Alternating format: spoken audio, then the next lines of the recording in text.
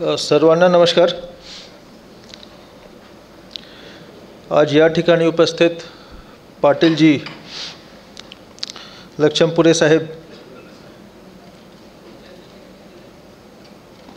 सांगा साहेब, इतर सर्व मान्यवर आणि प्रेक्षकगण, सर्वप्रथम मी उद्योग बँक माजी सेवक सांस्कृतिक मंडल तथा रोटरी क्लब ऑफ सोलापूर यांना गणेशोत्सव बौद्धिक व्याख्यानमालामध्ये मला आमंत्रित करण्यासाठी धन्यवाद देतो। आता लोकमत प्रेसचे उपसंपादक डोडी साहेबांनी सांगितलं की आम्ही सरांना विचारलो की साहेब 8 सितंबरला आपला यायचे आणि मी पटकन तयार झालो। तो actually that is partly true. ऑगस्टच्या पहिल्या आठवड्यात डोडी साहेब माझ्याकडे आले होते आणि त्यांनी सांगितले की 8 सितंबरला आमच्या असं एक व्याख्यानमाला मी ठेवत आहो आणि तुम्हाला यायचे त्यामध्ये। तर जेव्हा माझ्याकडे कोणी प्रोग्रामसाठी आग्रही करतो तो सुरुवातीमध्ये माझे एकच प्रश्न असते की रविवार को तो नहीं है, आणि मी कॅलेंडर बघितलं आणि मला दिसला तो रविवारला आहे। तर मी डोडी साहेबांना सांगितलं की ठीक आहे, मी बघतो, प्रयत्न करतो। पण डोडी साहेब फार हुशार माणूस आहेत। त्यांना माहीत आहे की जर शासनमध्ये प्रशासकीय अधिकाऱ्यांनी सांगितलं की बघतो आणि प्रयत्न करतो, मग माझे जे काम होणार नाही। त्यामुळे त्यांनी परत माझ्याकडे आले आणि कोइन्सिडेंटली कसा झाला की मुख्यमंत्री साहेबांच्या, आता माननीय मुख्यमंत्री, माननीय दोघे माननीय उपमुख्यमंत्री प्रत्येक जिल्ह्यात जात आहेत आणि एक महिला सक्षमीकरण कार्यक्रम ते घेत आहेत। त्यामध्ये 35-40 हजार महिलांना आम्हाला बोलवायचे आणि त्यांचे सत्कार प्रोग्राम आहे। तो आम्हाला असा पत्र शासनकडून मिळाला की तो 8 सितंबरला आहे। तर मी डोडी साहेबांना कॉल केला की आता तर माझी येणे शक्य नाही आहे आणि असं हे आहे। आणि मी रविवार कशासाठी ठेवतो, कारण ॲक्च्युली शनिवार रविवारी सुट्टी असते, पण जिल्हाधिकारीसाठी शनिवार आणि मोस्टली रविवार पण सुट्टी नसते, कारण कुठल्या ना कुठलं काम आम्हाला करायचे असते। मोस्टली रविवार संध्याकाळी मला थोड़ा फ्री मिलते, त्यामुळे तो एकदम मैं उसको प्रोटेक्ट करता हूँ कि नहीं भाई रविवार को शाम को तो कोई ये नहीं होगा। पण जसं मी सांगितलं तर मी सांगितलं त्यांना की 8 सितंबरला मुख्यमंत्री साहेब येत आहेत, दोघे उपमुख्यमंत्री येत आहेत, तो माझे इथे व्याख्यानमालामध्ये येणे शक्य नसणार। पण जसं मी सांगितलं होता, डोडी साहेब फार हुशार माणूस आहेत। हा प्रोग्राम पोस्टपोन झाला आणि त्यांना हे गोष्टी माहीत होता। त्यांनी मला कॉल केला पत्रकार म्हणून की आता जिल्ह्यामध्ये अजून काय सुरू आहे, उजनीचा काय झालं, एअरपोर्टचा काय झाला, आणि त्यानंतर विचारत त्यांनी विचारला की ते पोस्टपोन झाला काय प्रोग्राम। मी सांगितलं हो तो पोस्टपोन झाला। सांगितलं आता तुम्हाला यायचे। त्यानंतर एक वेळी जे ठरला की हा प्रोग्राममध्ये मला यायचे, तर मी डोडी साहेबांना विचारला की नेमका एक्झॅक्टली उद्देश काय आहे आणि प्रेक्षकगणमध्ये कोण बसणार, विद्यार्थी असणार की लोक असणार, कोण असणार। तर त्यांनी मला सांगितलं की आणि मला काय बोलायचे, माझ्याकडून लोकांना काय अपेक्षा आहे। त्यांनी सांगितलं की आपला ज्या UPSCच्या तयारी असेल त्याबद्दल थोडा बोलावे आणि जे प्रशासनामध्ये आपला जे अनुभव असेल त्याबद्दल बोलावे। विषय आहे प्रशासनातून देशसेवा, पण हे 2 विषयावर आपण फोकस करावे। पण मला थोडासा वाटला की जर प्रेक्षकगणमध्ये जास्त UPSCची तयारी करणारे लोक नसतील आणि प्रशासनमध्ये जास्त इंटरेस्ट नसणारे लोक जर असतील तर माझे जे बोलणं असेल तो व्यर्थ जाईल। त्यामुळे आजचा जो हा विषय आहे तो मी थोडा असा एक डिझाईन केला आहे की UPSCच्या तयारी करत असताना माझा जो प्रवास होता आणि त्यानंतर प्रशासनमध्ये मी 2016 बॅचचा IAS ऑफिसर आहे। प्रशासनमध्ये 8 वर्षात जे प्रशासनात प्रवासमध्ये माझे जे अनुभव आहेत त्यामधून मी काय गोष्टी शिकलो आणि असे काय धडे आहे, काय शिकवण आहे जे मला वाटते इथे उपस्थित जे आमचे तरुण मित्र असतील किंवा जे पालक असतील त्यांच्यासाठी उपयोगी ठरेल। तो असासारखा मी तयार करून आलो आहे आणि मी आपल्यासमोर प्रस्तुत करतो। जे सर्वात पहिला धडाबद्दल मी सांगणार तो एक सुकरात एक खूप मोठे फिलॉसॉफर होते, दार्शनिक होते, ग्रीक फिलॉसॉफर होते, सोक्रेट्स आम्ही त्यांना अंग्रेजीमध्ये बोलतो। तर त्यांच्या एक कोट आहे, त्यांची एक कहावत आहे, an unexamined life is not worth living. मी पुन्हा सांगतो, an unexamined life is not worth living. अर्थ हा झाला की जर तुम्ही तुमच्या जीवनात तुम्ही स्वतःला तुमच्या काय कमी आहे, तुमचे काय स्ट्रेंथ आहे, काय विकनेस आहे, त्यांच्याबद्दल स्वतःच्याबद्दल जर तुम्ही आत्मपरीक्षण आत्मनिरीक्षण नाही करत आहात आणि तसंच तुमचे जीवन तुम्ही जगत आहात, तो असा जीवनच्या कुठल्या प्रकारचा अर्थ नाही आहे, तो जीवन व्यर्थ आहे. आता हा ज्या कहावत आहे मी अगोदर ऐकलो होतो, पण UPSCच्या तयारी करत असताना मला हा कहावत किती सत्य आहे त्याची जाणीव झाली आणि त्याबद्दल मी आपल्याला थोडं सांगतो. ज्यांना इथे उपस्थित ते तरुण मित्र आमचे बसले आहेत, त्यांना जर UPSC तयारी करायची तर त्यांच्यासाठी पण उपयोगी ठरेल आणि बाकी लोकांच्यासाठी पण उपयोगी ठरेल. UPSCमध्ये मी थोडक्यात, बरेच लोकांना माहिती असेल तरीसुद्धा मी थोडक्यात UPSCच्या जे परीक्षाच्या स्ट्रक्चर असते त्याबद्दल मी थोडक्यात सांगतो. 2016मध्ये जेव्हा मी परीक्षा साठी बसलो होतो त्यावेळी 3 टप्पे असते UPSCचे. एक प्रिलिम्स असते, त्यानंतर मेन्स असते आणि त्यानंतर इंटरव्ह्यू असते. तर जेव्हा मी बसलो होतो तो इंटरव्ह्यूसाठी 10,40,000 लोकांनी फॉर्म भरला होता आणि त्यापैकी 7 ते 8 लाख लोक ॲक्च्युली प्रिलिम्सच्या परीक्षामध्ये बसले. आणि त्यानंतर हे 7-8 लाख लोकपैकी 14 ते 15,000चे जवळपास निवड होत असते की ते लोक मेन्स देऊ शकतात. आणि मेन्स असते सब्जेक्टिव्ह आन्सर, मतलब तुम्हाला 7 पेपर असते. जनरल स्टडीजचे 4 पेपर, तुमचे ऑप्शनलच्या 2 पेपर आणि एक एस्से, आणि सगळे 250 नंबरचे, जवळपास 1750 नंबरचे पूर्ण मेन्स परीक्षा असते. आणि जे 250 नंबरचे एक पेपर असते त्यामध्ये 12.5 गुणचे एक क्वेश्चन असतो आणि ते 20 क्वेश्चन असते. त्यामध्ये 20 क्वेश्चन असतात. 20 × 12.5 250 आणि असे 7 पेपर. ते 14-15,000 लोकांना संधी भेटते ते मेन्सची परीक्षामध्ये बसण्याची 7-8 लाखपैकी. आणि ते 14-15,000 पैकी 2,500 ते 3,000 लोकांची निवड इंटरव्ह्यूसाठी होते की इंटरव्ह्यू कॉल त्यांना येतो. आणि ते 2,500 ते 3,000 लोकमध्ये ज्यांनी इंटरव्ह्यू दिला, फायनल जे मेरिट लिस्ट असते ते 800 ते 900 लोकांची असते. आणि त्यामध्ये IAS IPS income tax customs railway सगळे सर्व्हिस असतात. तर मी जनरल कॅटेगरीमधून एक्झाम दिला होता. तर जनरल कॅटेगरीमध्ये जर तुम्हाला IAS हवे तर तुमचा रँक 120-130च्या आतमध्ये असला पाहिजे. आणि त्यामध्ये सुद्धा जर तुमच्या 100, 110, 120 रँक झाला तर तुम्हाला कॅडर मिळेल ते मोस्टली नॉर्थ ईस्टच्या, नागालँड, मिझोरम असा सारखे, काश्मीर, हिमाचल. तर माझा रँक 35 होता, तो माझ्या महाराष्ट्र कॅडर मिळाला. आता हे बेसिक एक स्ट्रक्चर होता. मी UPSCमध्ये 4थ्या अटेम्प्टमध्ये मी यशस्वी झालो. 3 अटेम्प्ट मी मतलब मला यश मिळालं नाही. त्यामधूनच हा धडा आहे जे सुकरातनी सांगितला आहे, तो कसा त्यावर व्हॅलिड असेल त्याबद्दल मी तुम्हाला सांगतो. आता 3 अटेम्प्ट मी खूप मेहनत केलो, मतलब खूप अभ्यास केलो, काफ़ी स्टडी किया, काफ़ी कुछ रीड किया. UPSCचा सिलेबस खूप वास्ट आहे. मतलब history, geography, economics, international affairs, political science सगळे असते त्यामध्ये. आणि त्यानंतर UPSCच्या सिलेबसच्या एक वैशिष्ट्य असं आहे की ते एव्हरी डे अपडेट होत आहे, कारण त्यामध्ये करंट अफेयर्स पण असतात. अब रोज़ का जो न्यूज़ है वो भी आपको अपडेट रखना है, क्योंकि एग्ज़ाम के एक दिन पहले का भी जब तक प्रिंटिंग नहीं हुआ क्वेश्चन पेपर तब तक का वो पूछ सकते हैं. तो सिलेबस खूप वास्ट आहे. आणि माझ्या मनात असा होता की जेवढा मी स्टडी करणार, जेवढा मी पुस्तक पढ़णार, जेवढा न्यूजपेपर पढ़णार, तेवढा जास्त चान्स आहे की माझा एक्झाम क्लिअर होईल.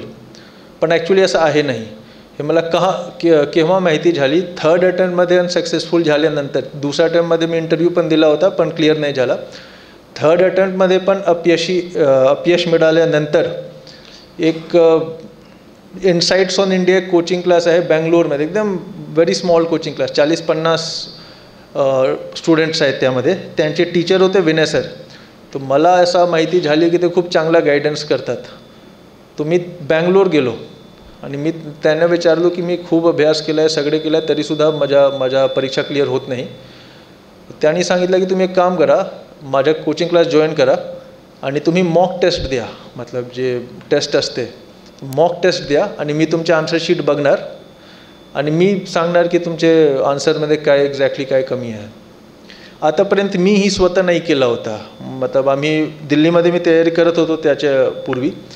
त्यापूर्वी मी दिल्लीमध्ये तयारी करत होतो आणि त्या ठिकाणी असं होतं की वेगवेगळे कोचिंग क्लास होते, त्यांचे आम्ही मॉक टेस्ट सिरीज जॉईन करायचे आणि तो आन्सर लिहायचे आणि त्यानंतर त्याचे ॲनालिसिस नाही करायचे की मी नेमका लिहिला काय आहे. तिथे जेव्हा मी गेलो आणि मॉक टेस्ट दिला विनय सरचे कोचिंग क्लासमध्ये आणि त्यांनी माझे आन्सर शीट वाचले आणि मला बोलविले त्यांनी आणि सांगितलं की हा तुमच्या स्पेलिंग मिस्टेक आहे. तुम्ही सांगितलं माझे स्पेलिंग मिस्टेक तर नहीं हो शकत, एवढा तर इंग्लिश मला येत है. तो फिर मुझे पता चला, उन्होंने बताया कि आपने ए लिखा है कि ई लिखा है, ये मुझे समझ में नहीं आ रहा है. आपने ये बी लिखा है, बी फॉर बॉल की पी फॉर पैरेट लिखा है, ये भी समझ में नहीं आ रहा है. तुमचा हँडरायटिंग एवढा वाईट आहे ना की वो कोई पढ़ नहीं पाता है आपको छोड़ के, है ना. आणि हा असा आहे की जे कॉपी चेक करणार आहे ना त्यांना हजारों कॉपी चेक करणार आहे, ते एफर्ट नहीं डालणार कि ये ए लिहिला है कि ई लिहिला है, उसको पढ़ने में नहीं आएगा, वो सीधे नंबर कम देके आगे बढ़ जाएगा. तसं त्यांनी सांगितलं मला. त्यांनी विचारलं की हा प्रश्न काय विचारला आहे आणि तुम्ही काय लिहिलं आहे. त्यानंतर मला लक्षात आला की प्रश्न म्हणजे त्याने काही दुसरा गोष्टी विचारला आहे, मी काय लिहिलं आहे त्या सब्जेक्टबद्दल मला जी माहीत आहे, मी प्रश्नाला उत्तर नाही दिलं आहे. प्रश्नमध्ये काय असते की आम्ही खूप वाचलो होतो, खूप बहुत हमने काफ़ी पढ़ाई करते थे हम लोग.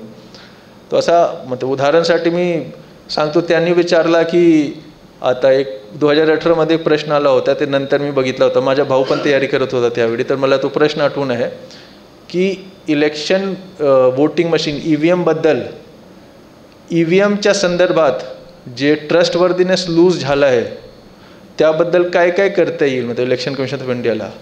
आता काय असते ना की खूप टाईम पिरियड खूप कमी असते, तुम्हाला 20 क्वेश्चन अटेम्प्ट करायचे, है ना. तुमच्याकडे वेळ खूप कमी असते, 3 तासमध्ये 20 क्वेश्चन अटेम्प्ट करणे फार अवघड गोष्ट आहे. It's very difficult actually.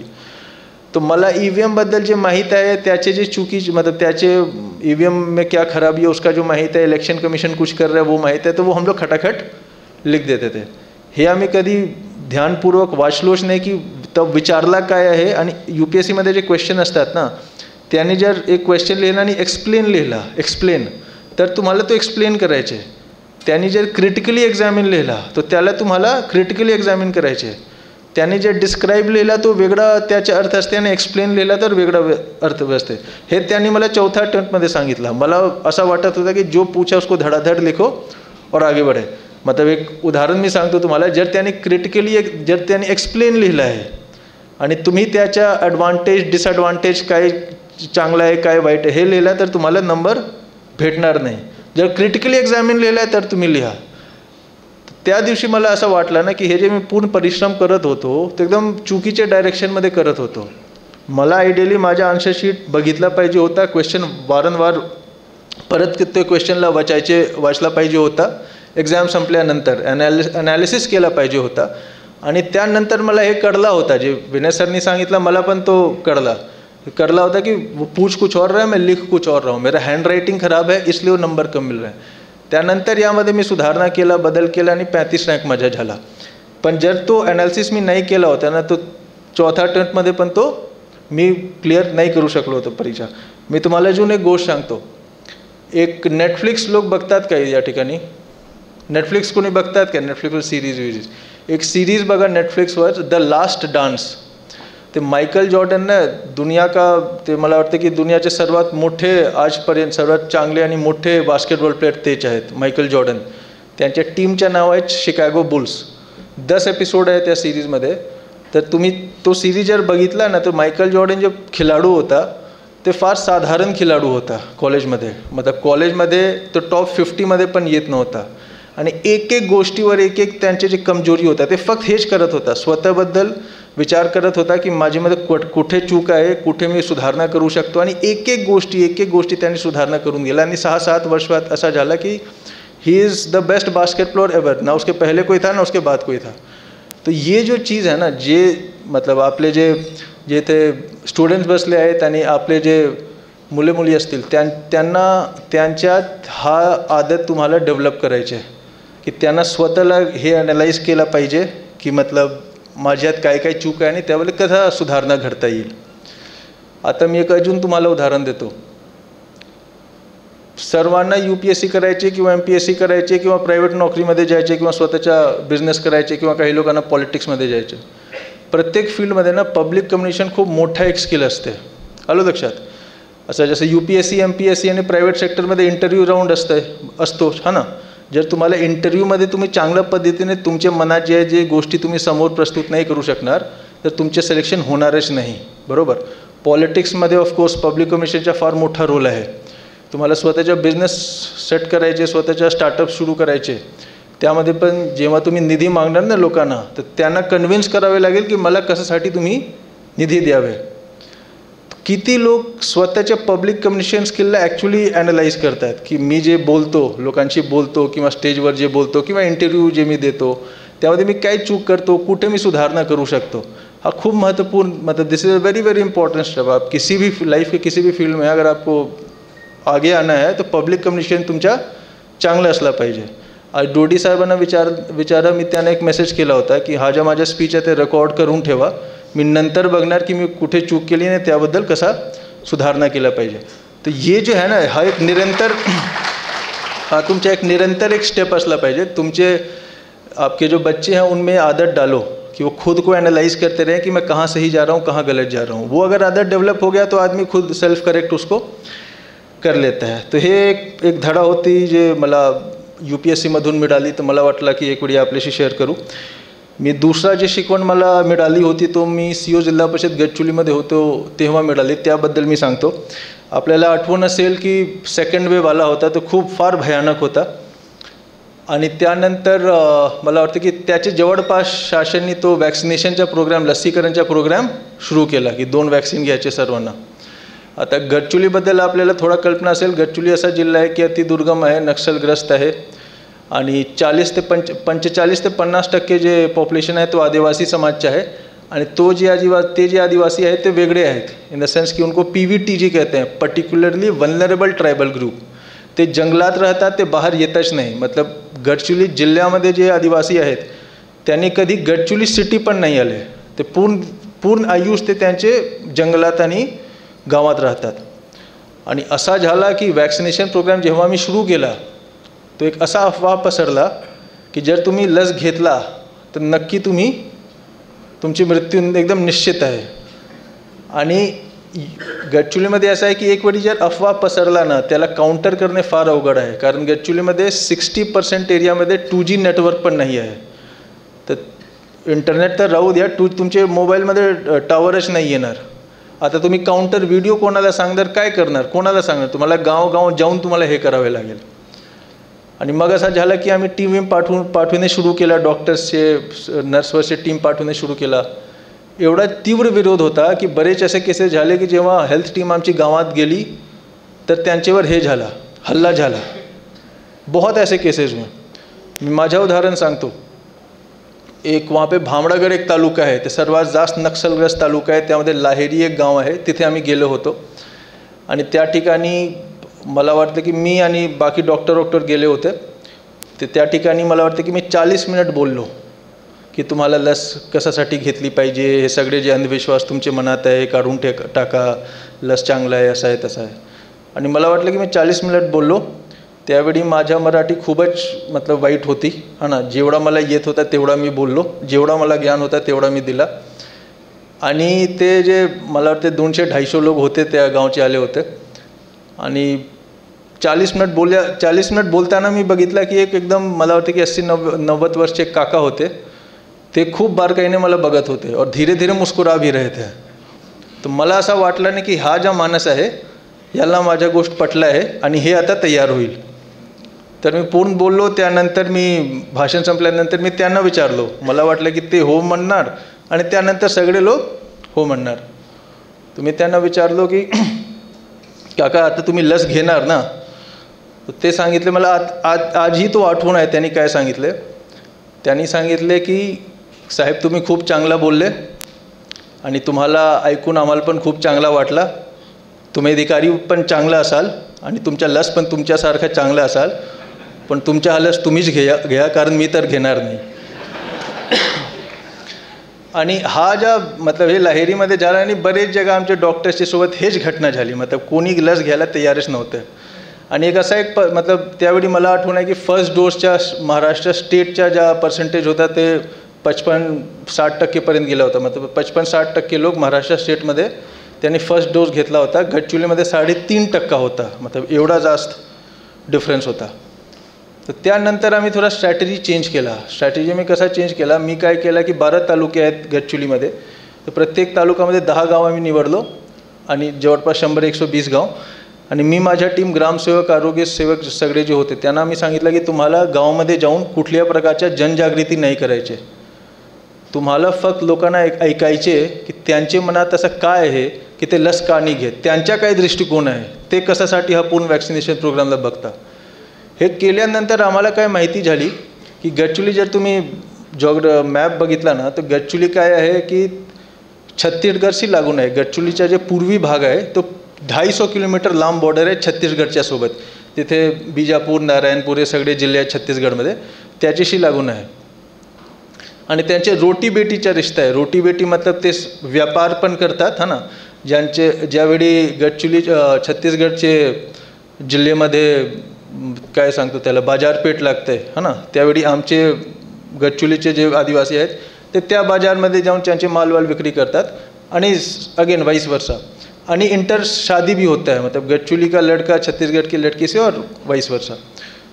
तो त्यांचे बरेच नातेवाईक छत्तीसगडमध्ये राहतात. आमच्या जिल्ह्याचे जे आदिवासी होते गडचिरोलीचे, त्यांचे बरेच नातेवाईक छत्तीसगडमध्ये राहतात. एकदम ओपन सारखा तो बॉर्डर आहे, घना जंगल आहे आणि ओपन बॉर्डर आहे.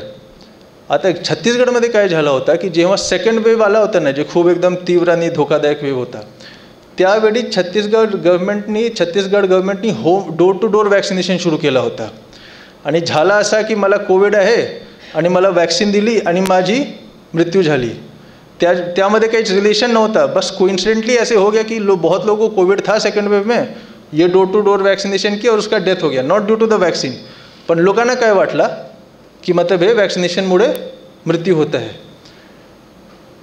आणि आता त्यानंतर आम्हाला कळलं ना की अच्छा गडचिरोली बिकॉज फार डेन्सली पॉप्युलेटेड नाही आहे. गाव खूप मतलब एक गावात 100 लोक 150 लोक राहतात आणि खूप एक दुसरेपासून गाव खूप दूर आहे.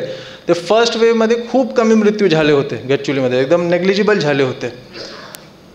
आता त्यावेळी आम्हाला कळलं की जर आदिवासीच्या दृष्टिकोनाने तुम्ही बघितला तो डेथ तो हो नहीं रही है है ना, लेकिन उन्होंने ऐसा सुना है कि छत्तीसगढ़ में लस लेने से डेथ हो रहा है. तो ऐसी सिचुएशन में हम भी नहीं लेते, हम लोग भी नहीं लेते. तो हे सगळे जे आमच्या मनात होता की आदिवासी आहे त्यामध्ये अंधविश्वास जास्त आहे, असं आहे तसं आहे, हे सगळे चुकीचा होता. उनके हिसाब से त्यांचा निर्णय एकदम करेक्ट होता. त्यानंतर आम्ही आमच्या पूर्ण जे जनजागृती अवेअरनेस स्ट्रॅटेजी होते तो चेंज केली. आम्ही काय करायचो की आम्ही तिथे जायचो आणि जे पहिला लस आहे वो हमारे हेल्थ वर्कर ही सामने लेते थे और फिर 10 दिन बाद जाके वैक्सीनेशन करते थे कि देखो 10 दिन पहले इसने वैक्सीन लिया था और ये अभी भी जिंदा है. ऐसे करते करते करते काफ़ी उसमें हमने चेंजेस किए. तब जाके फायनली ते 90% vaccination first dose second dose झाला. 3-4 महिन्यात तो झाला, सक्सेसफुल झाला तो. पण हा ज्या स्टोरी मी सांगितलं कशासाठी सांगितला की तुम्ही कुठल्याही क्षेत्रामध्ये असो, तुम्ही प्रशासकीय अधिकारी असो किंवा तुम्ही प्रायव्हेट सेक्टरमध्ये असो किंवा पॉलिटिक्समध्ये असो, कुठल्याही क्षेत्रामध्ये असो, समोरच्या माणसाचा दृष्टिकोन जोपर्यंत तुम्ही समजणार नाही तुम्हाला यश मिळणार नाही. जर ते तुम्ही समजून घेतला आणि त्याप्रमाणे तुमची स्ट्रॅटेजी चेंज केला ना, तुमचे बिहेवियर चेंज केला तर नक्की तुम्हाला यश मिळेल. तर हा एक दिस इज़ वन स्टोरी जो मुझे लगा कि आप लोग से एक ज़रूर शेअर करना चाहिए. तिसरा धडा जे मला असं वाटते की ते फार महत्त्वपूर्ण ठरू शकते तो असा आहे की लाईफमध्ये तुमच्या आयुष्यात प्रायोरिटाईज करण्याचं खूप जास्त महत्त्व आहे. मी माझं उदाहरण सांगतो. मी 22 जुलै 2023ला सोलापूरच्या जिल्हाधिकारी झालो आणि पहिल्या महिन्यात मला असं वाटलं की हे कसं हे करणार मी, कारण एवढे मीटिंग, एवढे काम, एवढे वेस्टर की मला वाटलं की ते काहीच मी करू शकणार नाही, फक्त जे मीटिंग आहे तेच मी करतो. तर 1 महिन्यानंतर मी प्रत्येक मीटिंगमध्ये काय की मीटिंग कशासाठी आहे, तो एक समिती आहे, समितीच्या अध्यक्ष तुम्हीच आहात, तर तुमच्या अध्यक्षतेखाली ही बैठक आता होत आहे. तर मी एक काम केलं. मी 1 महिन्यानंतर एक माणसाला विचारला, एक तहसीलदारला, जे मतलब माझे ऑफिसचा तहसीलदार, की मला हे सांगा की मी किती समितीचा अध्यक्ष आहे, पहिले हे सांगा मला. तो माणूस गेला आणि 1 आठवड्यापर्यंत तो आलाच नाही माझ्याकडे. तर 1 आठवड्यानंतर मला आठवण आलं की अरे मी त्याला विचारलं होतं तो गेला कुठे. तुम्ही बोलविला त्याला की काय झालं, तुम्ही बघितलाच नाही काय? तर त्यांनी सांगितलं की नाही, आम्ही तर एक आठवड्यापासून आम्ही शोध करत आहोत की तुम्ही किती समितीचे अध्यक्ष झाला.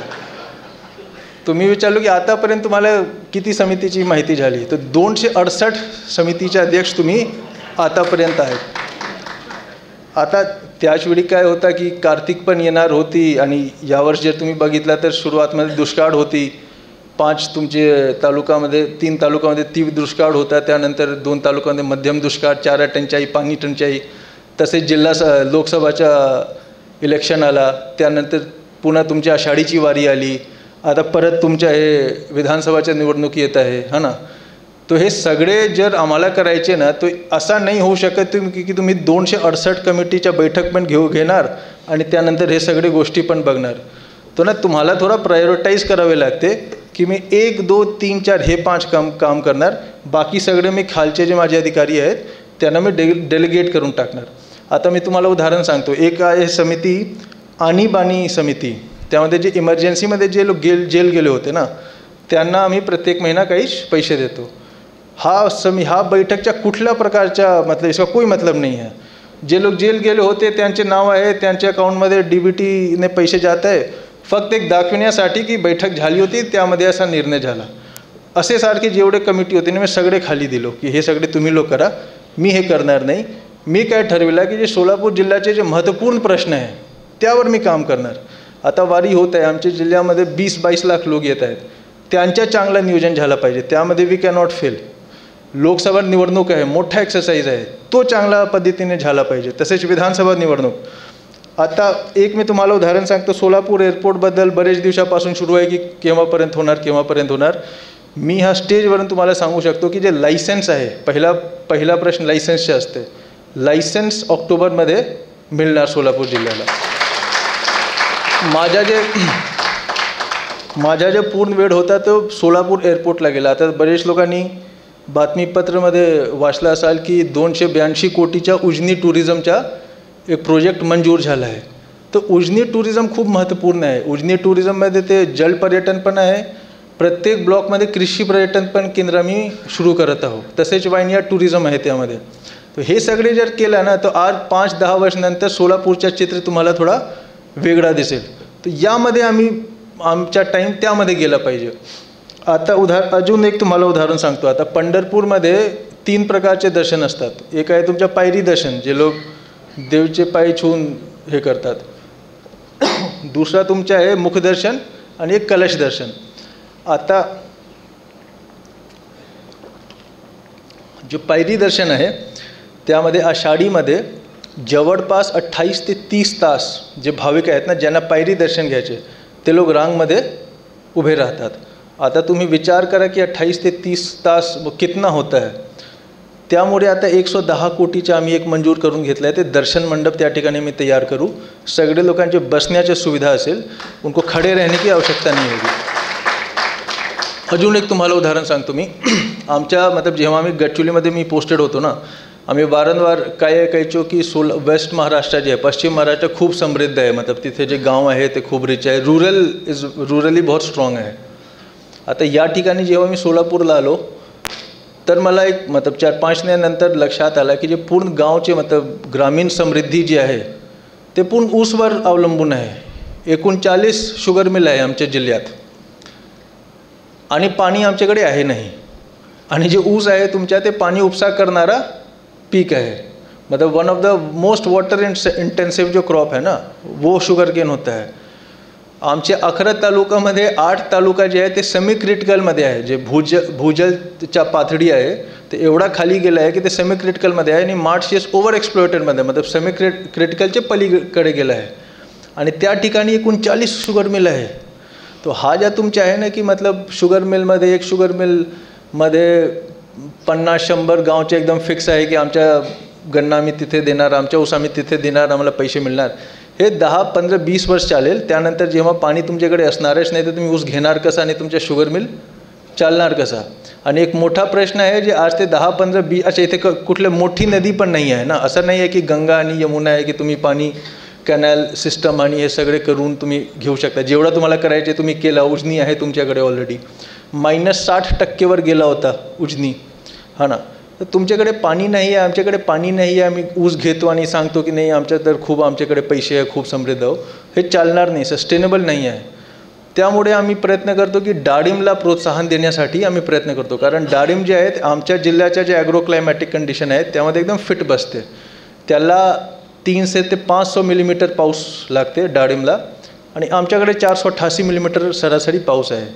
आणि त्याचे जर तुम्ही चांगल्या पद्धतीने हे केलं ना, ॲक्च्युली काय झालं होतं 7-8 वर्ष अगोदर सांगोला आणि मंगलवेढामध्ये 3 रोग एकसाथ आले होते, 3 आजार एकसाथ आले होते, तेड्या, मर आणि पिनहोल बोरर. त्यामुळे डाळिंब तुमच्या पूर्ण संपला. पण आता नवीन बरेच शेतकरी आहेत, प्रवीण माने आहेत आणि बरेच शेतकरी आहेत, त्यांनी नवीन पद्धतीने 10-12 वर्षापासून ते घेत आहेत आणि त्यांच्या यील्ड पण चांगला आहे आणि त्यांच्या खेतमध्ये रोग पण होत नाही. बरोबर. याला आम्ही बाकी शेतकऱ्यांचे कार्यशाळा घेत आहोत आणि प्रयत्न करत आहोत की सगळे लोक हेच पद्धतीने डाळिंब घेतली पाहिजे, तुम्ही ऊसकडे येऊ नका. तर हे सर्व जे महत्त्वपूर्ण प्रश्न आहे ना, त्यावर आम्हाला फोकस केला पाहिजे. ते प्रशासन असो किंवा जीवन असो, कारण सगळेवर जर तुम्ही करायला गेलो ना तर तुम्ही काहीच नाही करू शकणार. तर मला वाटते की यहाँ जो स्टुडंट्स बैठे हैं, तुम्ही थोडा ठरवून द्या की मला कुठल्या कुठल्या गोष्टीमध्ये सक्सीड केलं पाहिजे आणि त्यावर तुम्ही काम करा, नक्की तुम्हाला यश मिळेल. चौथा जे मी शिकलो आहे आणि मला वाटतं की आपल्याशी शेअर केला पाहिजे, जसा डोडी साहेबनी माझ्या परिचयमध्ये सांगितलं की मी IIT खडगपूरतून इंजिनिअरिंग केलो आहे. तो IIT पण फार अवघड परीक्षा असते. जेव्हा मी दिला होता 2007मध्ये, तेव्हा मला वाटते की 4-5 लाख लोकांनी दिला होता आणि माझ्या 2000 रँक झाला, तर माझा IIT खडगपूर मला मिळाला. आता IITमध्ये मी दुसऱ्या अटेम्प्टमध्ये मी यशस्वी झालो. कुठली एग्ज़ाम में पहले अटेम्प्ट में मेरा होता नहीं है, पता नहीं ऐसा क्यों है, पण ऐसा ही है. तर पहिल्या अटेम्प्टमध्ये मी नापास झालो. आणि कशासाठी नापास झालो, 3 विषय असतात त्यामध्ये, एक फिजिक्स, एक केमिस्ट्री आणि एक मॅथ्स. आता तसा त्यावेळी आता काय सिस्टम आहे मला माहीत नाही, कारण मला पण जवळपास 17-18 वर्ष झाले ते परीक्षा देऊन. तर तीनों सब्जेक्टमध्ये एक इंडिव्हिज्युअल कट ऑफ होता है की मतलब एवढा मिनिमम कट ऑफ आहे फिजिक्समध्ये, एवढा केमिस्ट्रीमध्ये, एवढा मॅथ्समध्ये. त्याचे पलीकडे त्याचे वर तुम्हाला आला पाहिजे. जरी तुम्ही overall total cut off clear केला, पण कुठल्याही एक विषयामध्ये तुम्ही कमी पडलो ना तर तुमचे होणार नाही. आणि पहिल्या अटेम्प्टमध्ये माझ्यासोबत हेच झालं होतं. टोटल कट ऑफपेक्षा जास्त मला नंबर होते, पण केमिस्ट्रीमध्ये मला कमी मिळाले होते. तर नेक्स्ट अटेम्प्टमध्ये मी सुधारणा केली, केमिस्ट्रीमध्ये पण चांगले नंबर मिळाले आणि माझा IIT एक्झाम क्लिअर झाला. पण मी कशासाठी सांगतो ना की जीवन पण असंच आहे. 3 मोठे विषय आहेत ज्यामध्ये तुम्हाला जर तुम्ही एक विषयामध्ये पण फेल झालो तर तुम्ही फेलच आहो. आणि 3 विषय काय? नंबर 1 तुमच्या स्वास्थ्य. जर तुमच्या हेल्थ गेला ना तर बाकी काहीच मॅटर नाही करतो ॲक्च्युली. दुसरा तुमचे संबंध तुमचे आईवडीलच्या सोबत, तुमचे बाळचे सोबत, तुमचे स्पाऊस वाईफ असो की हजबंड असो त्यांच्यासोबत, तुमचे नातेवाईकच्या सोबत, तुमचे समाजच्या सोबत, तुमचे मित्रच्या सोबत आणि ओव्हरऑल समाजच्या सोबत. आणि तिसरा तुमच्या काम. पण जे प्रायोरिटी आहे, माझ्या प्रायोरिटी तर हेल्थला असतो. बरोबर. कारण जर तुमचे सगळ्यांच्या सोबत संबंध खूप चांगले आहेत, काममध्ये तुम्ही खूप पैसे कमवले आणि खूप तुम्हाला यश मिळाला, लेकिन सुबह से आपका सर दर्द दे रहा है ना तो फिर कुछ अच्छा नहीं लगता है. ये मैं कुछ गलत मुझे लगता है की सब लोग अग्री करेंगे. आणि आजच्या युगमध्ये काय प्रॉब्लेम आहे की मी स्कूलमध्ये आहे किंवा कॉलेजमध्ये आहे की म्हणजे ऑफिसमध्ये आहे, 8 ते 10 तास आम्ही बसतो. बरोबर. आणि एक्सरसाइज पण गेला आहे, सगळे प्रोसेस्ड फूड झालं आहे, शुगर आहे, मतलब 40 वर्षमध्ये डायबिटीज झाला, BP झाला, त्यामध्ये 60-65मध्ये हार्ट अटॅक सुरू झाला आणि एवढेच वर संपला. हा ना. तर मला वाटते की जे इथे लोक बसले आहेत, आपले जे मुली आहेत आणि जे स्टुडंट्स बसले आहेत, तुम्ही ना किमान एक तास तुमचे स्वास्थ्यावर थोडा द्या. मी करतो हे, त्यामुळे मी सांगतो. सकाळी 7:30 पासून 8:30 काहीच घडला. फक्त एक वेळी मी बंद केला होता जेव्हा PM साहेब आले होते, पण बाकी प्रत्येक दिवशी 7:30 ते 8:30 मी एक्सरसाइज करतो. दौड़ना हुआ या कुछ भी हुआ. आणि मला वाटते की तुमचे जे आपके जो बच्चे हैं उनमें अभी से आदत डेवलप कर दो, बहुत काम आएगा उनको. क्योंकि स्वास्थ्य नहीं है तो फिर कुछ भी नहीं है जीवन में. दुसरा जसं मी सांगितलं की जे तुमचे संबंध आहेत त्यावर मला वाटलं की खूप तुम्हाला हे दिलं पाहिजे. आता ते माझे वडील नेहमीचे एक वाक्य मला बोलायचे की जो रिश्ते होते हैं ना निभाने से निभते हैं. कहने का मतलब है कि आपको उस रिश्ता में इन्वेस्ट करना पडेगा। आता तुम्ही घर जर खूप उशिराने येत आहेत आणि आल्यानंतर तुम्ही तुमचे बाळला टाइम नहीं देता है, तुमचे मुलगा मुलगीला टाइम नहीं देता है, या क्या हो गया अभी कि सब लोग बैठे हैं ड्रॉइंग रूम आणि सगळे लोग त्यांचे मोबाईल बघत आहेत, किंवा ठीक आहे जेवणच्या वेळी झाला टीवी ऑन केला आणि त्यानंतर सगळ्यांनी टीवी बघितला। तुम्ही थोड़ा लक्ष्य दिया, आपस में कितना बात होता है ना बहुत कम हो गया है एक्चुअली। तो वो बहुत इम्पॉर्टंट है। जितक्या वेळ तुम्ही देऊ शकता तुमचे कुटुंबचे सदस्यांना ते क्वालिटी टाइम असला पाहिजे। त्यांना पण वाटला पाहिजे की माझे वडील माझ्यासोबत बसले होते आणि माझ्याशी गप्पा मारले, हंसी मजाक हुआ, जो भी चीज़ हुई है ना, कुछ बताया उन्होंने मुझे, ये बहुत ज़रूरी है। ऐसा ना हो कि हम लोग शाम 5-6 बजे पहुंच जा रहे हैं और उसके बाद सब लोग 3-3 घंटे। हे मी कशासाठी सांगतो, माझे आई वडीलमध्ये मी हे आदत बघितला। ते आले होते जमशेदपूरमध्ये, ते राहतात, ते आले होते की आम्ही सोलापूर जाऊ, माझा मुलगा कलेक्टर झाला, त्यांच्याशी आम्ही हे करू तो करू, आणि आले आणि दिवसभर ते व्हॉट्सॲप आणि फेसबुकवर ते होते। माझ्यापेक्षा जास्त त्यांना आता हे आदत लागली आहे। त्यानंतर मी सांगितलं की तेव्हा जेव्हा तुम्ही त्या ठिकाणी होते तर तुम्हाला हे तुमचे एकच म्हणायचे होते की मला मुलगाला भेटायचे, इथे येऊन तुम्ही तुमच्या मोबाईलला भेटत आहे, मला तर माझ्याशी तर तुम्ही काही बोललेच नाही। तो ये ना बहुत कॉमन प्रॉब्लेम आहे आणि मला वाटतं की यावर सर्वांना थोडा एक वेळी विचार केला पाहिजे।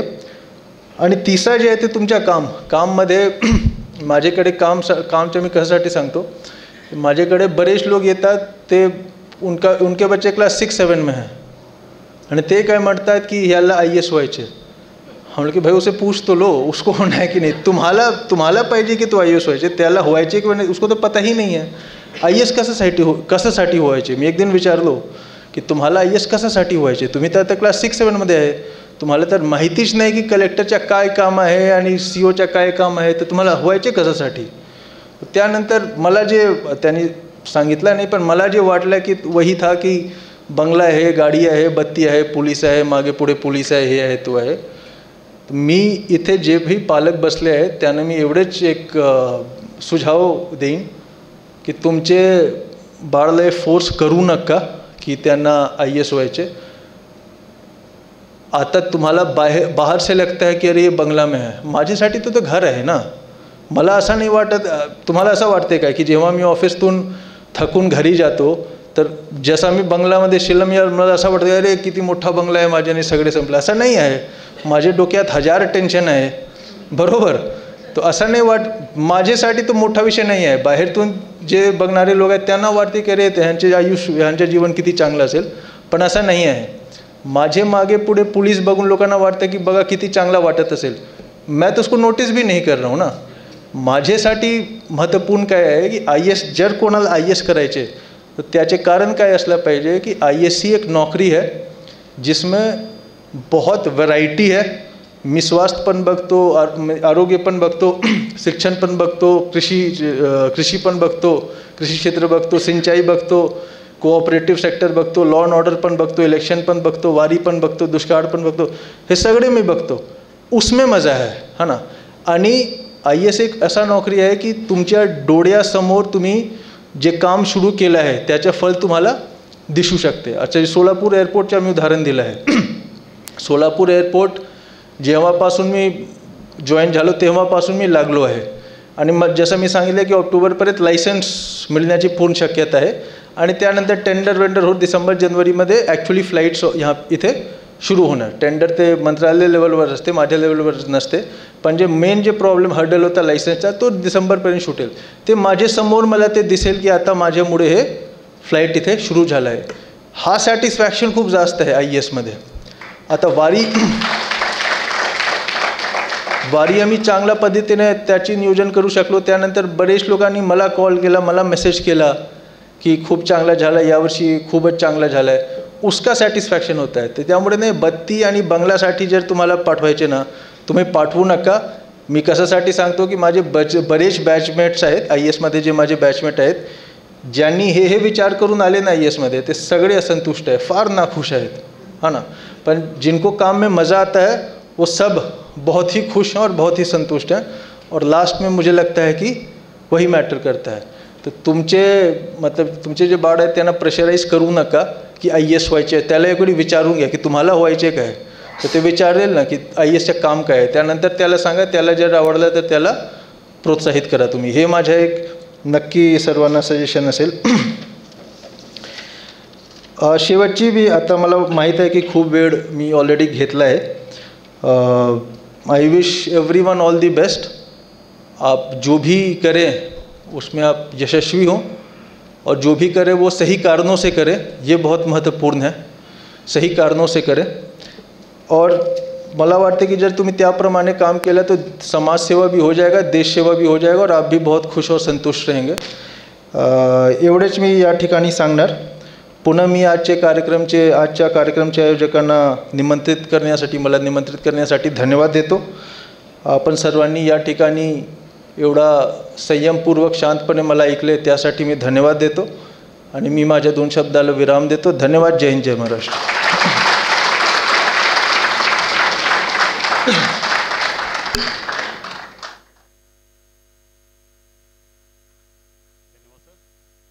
Thank you sir, thanks a lot.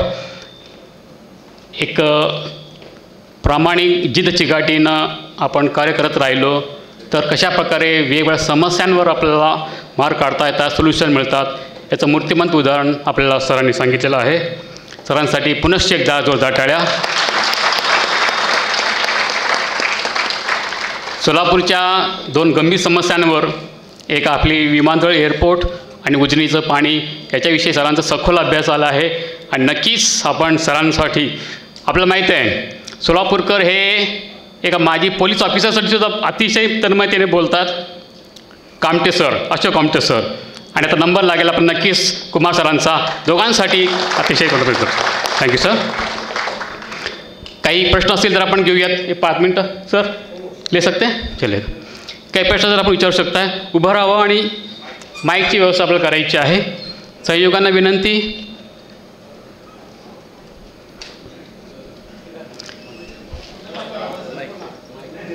नाही कॉर्डलेस नाही बोलू शकता आपण, बोलावं.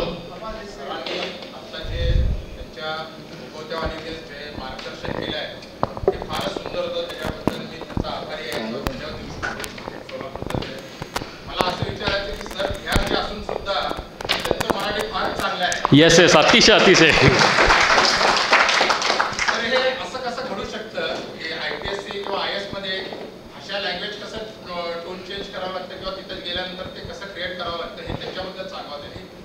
म्हणजे सोलापूर हा जो डिस्ट्रिक्ट आहे तो कर्नाटक आणि आंध्र प्रदेशच्या बॉर्डरवर आहे आणि वेस्टर्न महाराष्ट्रामध्ये सुद्धा चांगला जिल्हा आहे. तरी सुद्धा इंडस्ट्रियल डेव्हलपमेंट फार कमी आहे. तर सरांच्या विचाराने सोलापूर हे इंडस्ट्रियल डेव्हलपमेंट व्हावं अशी आमची इच्छा आहे. तर त्यांनी त्याच्यावर मार्ग काढावा आणि त्याच्यावर विचार. Yes sir, sir please. सुरुवातीला ते माझ्या मराठीबद्दल मला वाटते की आता ही बरेच चूक आहे, त्यामुळे मी सांगितलं आहे की तो रेकॉर्डिंग करा आणि मी बघणार की कुठे कुठे ग्रामॅटिकल आणि प्रोनाऊन्सिएशन मिस्टेक झाला आहे. ॲक्च्युली कसं असते की जेव्हा आम्हाला कॅडर अलॉटमेंट होते IASमध्ये, तर एक मराठी एक्झाम आम्हाला क्लिअर करावे लागते. ते मराठी एक्झाम जर तुम्ही क्लिअर नाही केला तर तुम्हाला जॉईनिंग देणार नाही शासन. आणि नंबर 2 आमचे सगळे फाईल्स मराठीमध्ये असते, सगळे फाईल्स मराठीमध्ये असतात. जे लोक आहेत ते पण मराठीत बोलतात.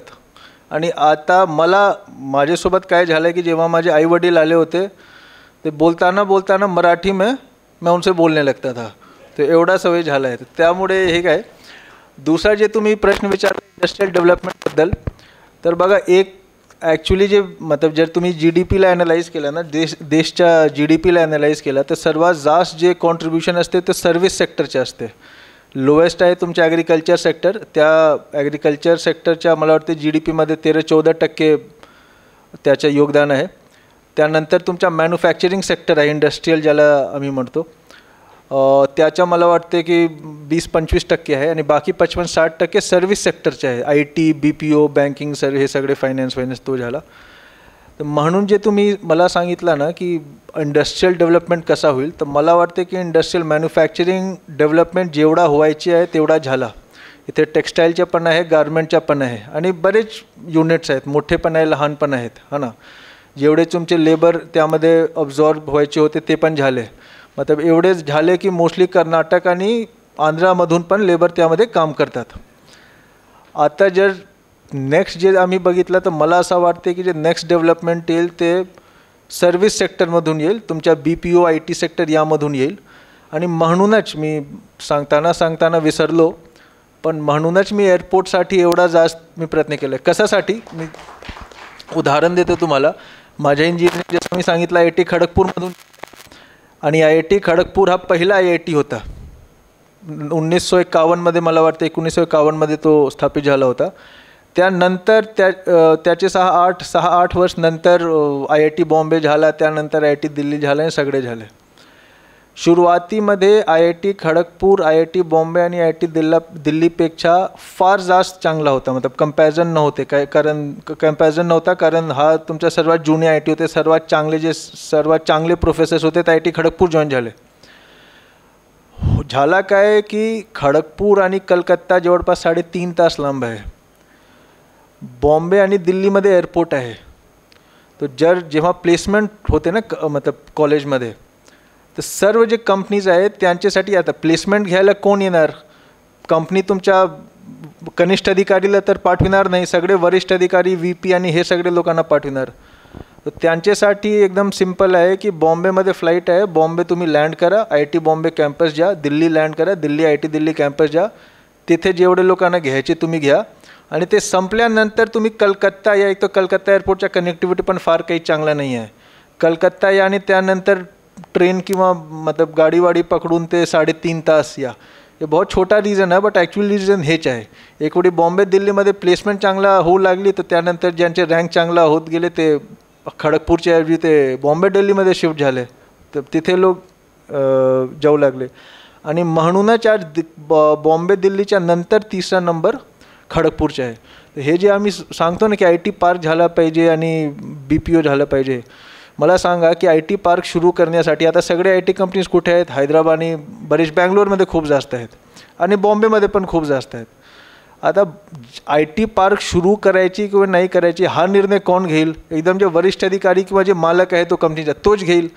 ते इथे येणार, ते बघणार की काय स्थिती आहे, काय परिस्थिती आहे, जमीन उपलब्ध आहे काय, हे आहे काय, तो आहे, त्यानंतर ते निर्णय घेतील की सुरू करायचे किंवा नाही.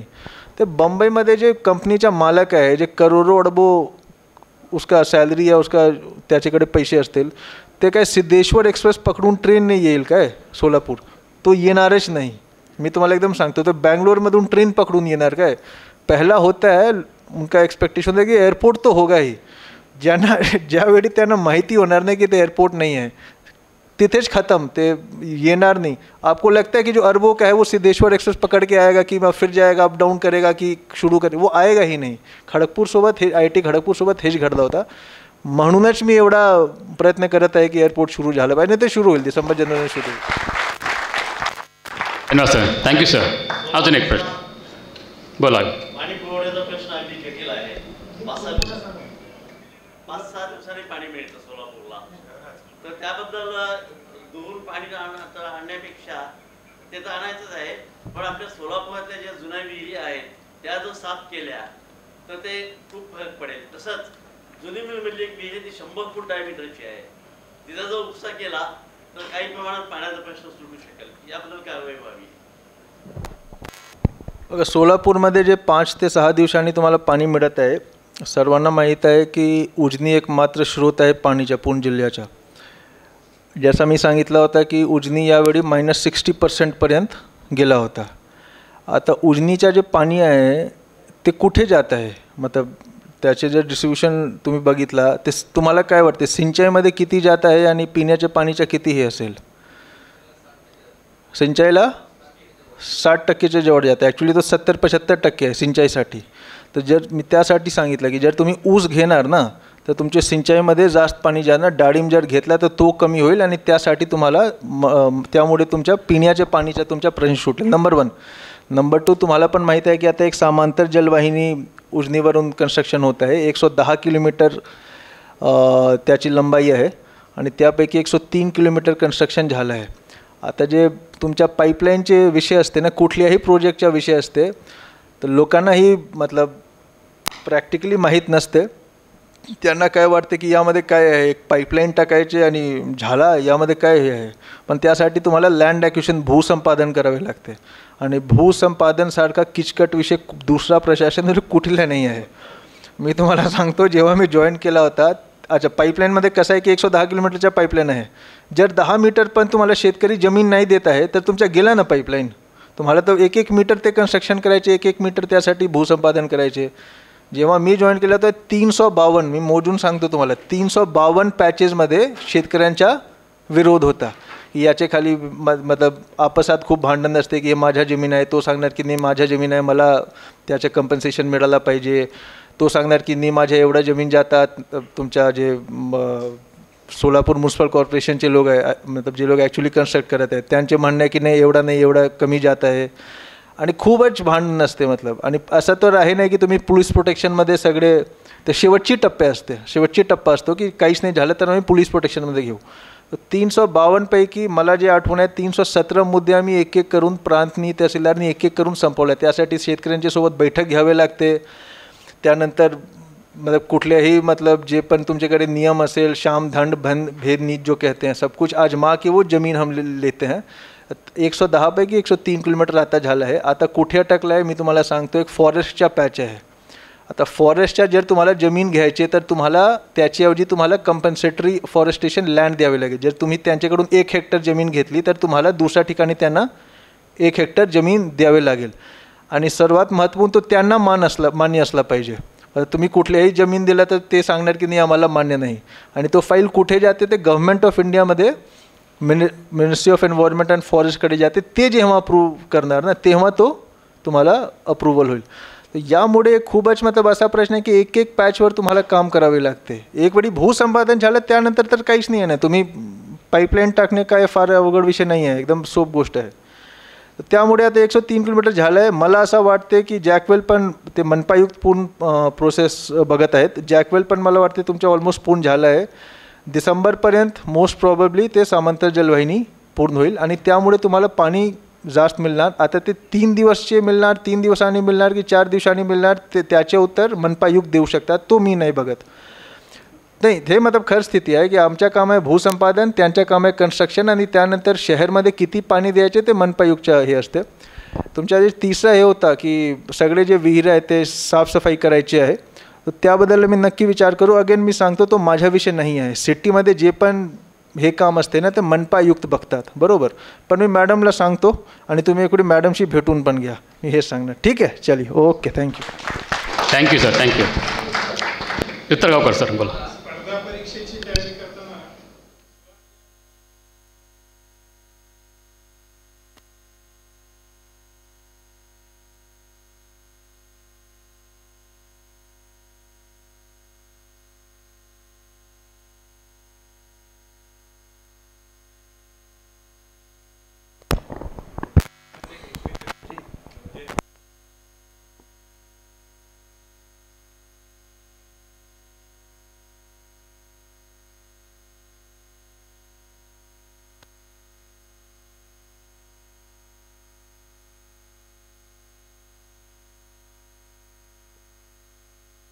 पहिले मी त्यांच्या प्रश्नाचं उत्तर देतो.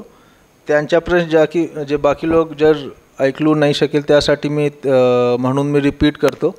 त्यांचा प्रश्न असा आहे बेसिकली की कोचिंग क्लासची आवश्यकता आहे किंवा नाही की स्वतःनी तुम्ही तयारी करू शकतात. यासाठी मी हेच सांगणार नाही की जे मी पहिला धडा मी सांगितला होता की तुम्ही स्वतःचे एक वेळी आत्मपरीक्षण करा. जर तुम्हाला असा दिसला की रायटिंग में प्रॉब्लम है तो वो तो मी काय केला होता की कर्सिव रायटिंग असते ना जो छोटे बच्चे ये करते हैं, तो ते मला वाटतं की 18-20 मी भरला होता, हा ना. पण हे मला विनय सरनी सांगितलं. पण जर मी स्वतः हे आत्मपरीक्षण केला होता, स्वतःचे पेपर ॲनालाइज केला होता, तर मला हे कळलं होतं की माझ्या रायटिंगमध्ये चूक आहे. मतलब सांगण्याचा असा अर्थ आहे की तुम्ही स्वतःचे निरीक्षण करा. त्यानंतर तुम्हाला जर वाटलं की नाही हा प्रश्न मी स्वतः सोडू शकतो तर तुम्ही कोचिंग क्लासकडे जाण्याची आवश्यकता नाही आहे. पण तुम्हाला जर वाटत असेल की नाही हा माझा जो सब्जेक्ट आहे, हा विषय माझा वीक आहे आणि एक कोचिंग क्लास आहे ज्यामध्ये चांगला त्यांचे तो विषयाचा शिक्षक आहे, तर तुम्ही जॉइन करा. मतलब यू कीप इट फ्लेक्सिबल. इसका कोई एक आंसर नहीं. आप खुद के एनालाइज करके, खुद की कमजोरी एनालाइज करके आप डिसाइड करो की क्या करना है. दुसरा मला वाटते की आपला प्रश्न पुन्हा एक वेळी प्लीज रिपीट करा. हो, इंटरव्ह्यूमध्ये मी जसं मी सांगितलं की मी दुसऱ्या अटेम्प्टमध्ये इंटरव्ह्यू दिला होता, त्यानंतर चौथा अटेम्प्ट जेव्हा माझा क्लिअर झालं UPSC तेव्हा मी इंटरव्ह्यू दिला होता. तो सुदैवाने इंटरव्ह्यूमध्ये मला दोघंच वेळी खूप चांगले नंबर मिळाले. इंटरव्ह्यूमध्ये ॲक्च्युली काय आहे की हे पण मी सांगून देतो, कुठल्याही इंटरॅक्शन असो, तो पब्लिक कम्युनिकेशन स्टेजवर भाषण देण्याचा विषय असो किंवा इंटरव्यू असो किंवा ग्रुप डिस्कशन असो किंवा 1-to-1 जो हम बात करते हैं तो असो, त्यामध्ये माझा जे अनुभव आहे, इंटरव्ह्यू बरेच मॉक इंटरव्ह्यू पण मी दिला होता, माझा अनुभव असा आहे की जे बेसिक गोष्ट है ना कि आप सामने वाले को अच्छे लगने चाहिए, इन द सेंस कि अगर आप बहुत बढ़िया, और यहाँ पे मैं बहुत बड़ी बड़ी बातें करता, लेकिन मेरे बातों में एक एरोगेंस होता कि बघा मी काय केला, हे केला, तो केला, तो सब लोग ये सोचते कि ठीक है कलेक्टर होंगे, लेकिन ना बहुत अपने बारे में ये करते हैं. सेम इज़ विद द इंटरव्यू. अगर आपको इंटरव्यूअर पसंद करता है ना कि नहीं आई लाइक दिस पर्सन, उसके ऊपर नीचे फिर ये रहेगा. तो इंटरव्ह्यूमध्ये कसं असते की 2 से 75 नंबरचे इंटरव्ह्यू असते आणि मेन्सच्या जे नंबर आहे ना तो त्यामध्ये ॲड होऊन जाते. पण घडते कसं की मेन्समध्ये बरेच लोकांचे एकदम क्लोज असते, एक नंबरवर लोकच्या हे असते. इंटरव्यू डिसाईड कर देता है की कितना है. और इंटरव्ह्यू में कसं असते की काही लोकांना तुम्ही बघितलं तर 275मध्ये 90 पण येत आहे, हे काही लोकांचे 190-200 पण येत आहेत. माझ्या सेकंड अटेम्प्टमध्ये 187 आला होता सेकंड अटेम्प्टमध्ये, आणि फोर्थ अटेम्प्टमध्ये जेव्हा माझा झाला तो 193 आला होता, which are very good marks. तो मैं उस पर थोड़ा काम करता था कि उत्तर पता है नहीं पता है वो मैटर नहीं करता है. आपसे मैं 5 सवाल पूछूँ, आपने 2 का आंसर दिया, लेकिन आपने बहुत शालीनता से, वेरी पोलाइटली, बहुत ही प्यार से उसका बताया. मुझे आपका लगा कि यार ये बढ़िया आदमी है. दूसरे ने 3 का आंसर दिया, लेकिन उद्दंड मतलब थोड़ा ऐसा लगा कि यार ये एरोगेंट है, इम्पोलाइट है, तो मैं उसको नंबर नहीं दूंगा. ये एकदम बेसिक, ये किसी भी इंटरॅक्शन का ये आहे. मी तुम्हाला उदाहरण देतो. आता माझ्या ऑफिसमध्ये मला वाटते प्रत्येक आठवड्यात मी 400-500 लोकांना भेटतो. बरेचदा कसे असते ना कि तो माणूसचं काम एकदम करण्यासारखं असते, लेकिन वो इतने ख़राब से बोलता है ना कि लगता है ये अब करे कि नहीं करे. और बहुत बार ऐसा होता है कि इतने मीठे से आदमी बोलता है कि उसका काम होने लायक भी नहीं होता है ना, तो मना करना बड़ा मुश्किल हो जाता है. और कभी कभी लोग कर भी देते हैं कि चलो ठीक है इतना बढ़िया आदमी है. हे जे लोकप्रतिनिधी आहेत ना, जे होशियार लोकप्रतिनिधी आहेत, त्यांना हे गोष्ट माहीत असते. बहुत लोकप्रतिनिधी हैं जो इतने प्यार से बोलेंगे ना कि आपको मना करना उनका मुश्किल हो जाएगा. और बहुत ऐसे हैं कि फ़ोन आते तो लगता है कि अरे वो उठाऊँ की नहीं उठाऊँ. आणि असं आहे की एकदम स्वाभाविक गोष्ट आहे ना, एकदम स्वाभाविक गोष्ट आहे. तर तुमच्या जे इंटरव्ह्यू असेल त्यामध्ये तुम्ही नंबर 1 प्रॅक्टिस करा की कसा तुमच्यामध्ये विनम्रता, तुमच्या उत्तरमध्ये विनम्रता असला पाहिजे. जे विचारलं आहे त्याचे तुम्हाला जर मला त्यांनी प्रश्न विचारले ना मला माहीत नव्हता, तुम्ही सांगून देत होतो कि मला हा प्रश्नचा उत्तर माहीत नाही. मतलब ऐसे झूठ मूठ उसमें मत करो कि पता नहीं. वो भी सामने IAS ही बैठा है, बेवकूफ़ तो है नहीं, उसको समझ में आ जाएगा कि इसको पता नहीं है, अब कुछ भी बोल रहा है, तो उससे लगता है कि तो फ्रॉड है. अब मान लो ना कि मुझे नहीं पता, सब कुछ कैसे पता होगा. तो थोड़ा जेन्युइन होना चाहिए, पोलाइटनेस होना चाहिए. आई थिंक हर जगह वो काम करता है, not only in interview, her interaction में वो काम करता है. जी थँक्यू सर, थँक्यू. एका वेळी एकच प्रश्न प्लीज.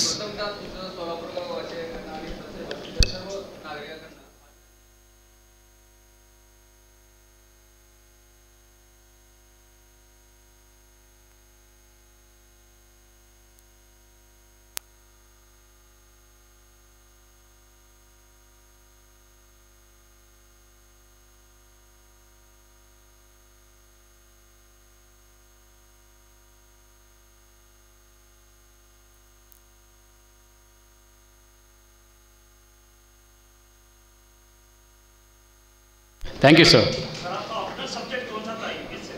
और दूसरा क्वेश्चन है, यूपीएससी सबसे बड़ी संस्था है सर, पूजा खिड़कर जैसे ऐसे प्रकरण आ रहे हैं, तो ये संस्था जिसके अटेम्प्ट 9 रहते हैं वो 11 अटेम्प्ट कैसा दे सकते सर? इस बारे में आपका क्या ख्याल है सर? आप क्या चाहते हैं, क्या बोल सकते हैं इस पर कि गरीब बच्चों पर जुल्म नहीं कर सकते? इतनी बड़ी संस्था होकर ऐसा अनकेयर कैसा कर सकते हैं? बघा, पहिला असं आहे की मी UPSCचा प्रतिनिधी नाही आहे. मी सोलापूर जिल्ह्याचा जिल्हाधिकारी आहे आणि मी तर डिसेबिलिटी कोटा नाही घेतला आहे. तर मी एकदम सरळ मार्गाने आलो आहे. तुमचा जो प्रश्न आहे की असा कसा घडला, त्याबद्दल बघा, जेवढा मतलब मी सुरुवातीमध्ये फॉलो केला होता ते न्यूज, त्यानंतर मी सोडला. पण you correct me if I am wrong, पण जेवढा मला माहीत आहे की त्यांनी त्यांचे नाव बदल करून, आधार कार्ड बदल करून आणि सगळे बदल करून त्यांनी वारंवार एक्झाम दिला होता. आता यामध्ये नक्की UPSCकडे काहीच त्यांना एक डेव्हलप करावे लागेल, कारण मला असं वाटते की एकमेव केस नसेल, और भी कुछ इसमें केसेस होंगे. तर आता मला वाटतं UPSC मागच्या 15-20 वर्षात जेवढे लोकांनी हे केलं आहे त्यांचे परत तो छाननी करत आहे, ज्यांनी वेगवेगळे कोटाने, मोस्टली डिसेबिलिटी कोटाचा फार मिसयूज आहे UPSCमध्ये, त्यांचे ते लोक परत हे करत आहे, पडताळणी करत आहे. पण नक्की त्यांना काहीच ऑनलाईन सिस्टम हे करावे लागेल. पण जर तुम्ही थोडा विचार केला ना, काय असते, मी कशासाठी सांगतो की जेव्हा मी पण प्रशासनमध्ये नव्हतो तर मला पण प्रत्येक गोष्टीवर कसं वाटत होतं की अरे हे केलं नाही, तो केला नाही, हे कसं आहे तसं. जेव्हा तुम्ही प्रशासनमध्ये येणार ना तेव्हा तुम्हाला माहीत होणार की ॲक्च्युली ते फार अवघड आहे. आता UPSCने मला वाटते की 60-70 वर्षापासून एकदम क्लीन आणि क्लियर एग्ज़ाम घेतला आहे. UPSC ही एक संस्था है जिसके बारे में आप ये नहीं कह सकते कि ये मंत्री हैं तो उनके बेटे IAS हो जाएंगे. त्याबद्दल आतापर्यंत नाही झालं आहे. 70 वर्षात त्यांच्या जे रेकॉर्ड आहे त्याबद्दल मी सांगतो. IAS IPS किती मतलब भारतमध्ये तर फार जास्त क्रेज आहे. आता सगळे IT सेक्टर आला, प्रायव्हेट सेक्टर आला, तरीसुद्धा प्रत्येक वर्ष ते संख्या वाढत आहे IAS IPS मतलब UPSC एग्ज़ाम में बसण्याची. तो क्रेज़ फार है. तो अगर थोड़ा भी उस सिस्टम में ये होता है ना कि पॉलिटिकल प्रेशर में काम करते हैं, तो फिर वही होता है कि मंत्री के लोग मतलब जो ऊपर के लोग हैं वो लोग के बेटे ही IAS IPS हो रहा है, ऐसा नहीं होता है. त्याची यासाठी त्यांना श्रेय पण तुम्हाला दिला पाहिजे. दुसरा, पूजा खेडकर जर तुम्ही केस बघितला ते मॅटर सबज्युडिस आहे, त्यामुळे मी जास्त त्याबद्दल बोलणार नाही. पण जेवढा मला बातमीपत्रमधून जी माहिती मिळाली आहे त्यांनी त्यांचे नाव, त्यांचे वडीलचे नाव आणि आधार कार्ड आणि सगळे डॉक्युमेंट चेंज करून हे केला होता. आता मला सांगा की 10 लाख लोग एग्ज़ाम देते हैं, जैसे सगळे त्यांनी चेंज केला तर एक ही बचता है फ़ोटो. और फ़ोटो आप थोड़ी 10 लाख लोग का मैच करके देखेंगे कि इस सब किसी एक का वो हो रहा है कि नहीं. अब हो सकता है फेस रिकग्निशन वाला सिस्टम कोई UPSC शुरू करेगा. लेकिन मैं कह रहा हूँ कि अगर मैंने अभी कुमार आशीर्वाद बन के एग्ज़ाम दिया और अगला मैंने सब कुछ ही बदल दिया, मतलब मेरा आधार कार्ड बदल दिया, मेरा नाम बदल दिया, आई वडील का सब कुछ ही बदल दिया, तो फिर पकड़ना बड़ा मुश्किल है. 10 लाख लोग में कह रहे ये तो वही है. फ़ोटो तो वेरी इजली अलग अलग ये कर सकते हैं ना, आप एक फ़ोटो में अलग देखिए, और फ़ोटो देख कौन रहा है. ऐसा नहीं है ना कि इस साल फॉर्म आया तो मैं ये इसका फ़ोटो निकाल के पिछले साल के 10 लाख लोगों से फ़ोटो मैच कर रहा हूँ कि वही तो नहीं है. ये पॉसिबल भी नहीं है अनलेस कि आप फेस रिकग्निशन वाला सिस्टम सेट करें. आई थिंक UPSC उसको करेगा. मेरा पहिला 3 अटेम्प्टमध्ये माझ्या पब्लिक ॲडमिनिस्ट्रेशन आणि फिलॉसॉफी होता. त्यानंतर 14 अटेम्प्टमध्ये UPSCमध्ये मतलब बदल झाला, एकच ऑप्शनल ठेवायचे, तर मी चेंज करून अँथ्रोपोलॉजी घेतलं. आणि अँथ्रोपोलॉजी जेव्हा मी घेतला होता त्यावेळी मी यशस्वी झालो. गुड, धन्यवाद.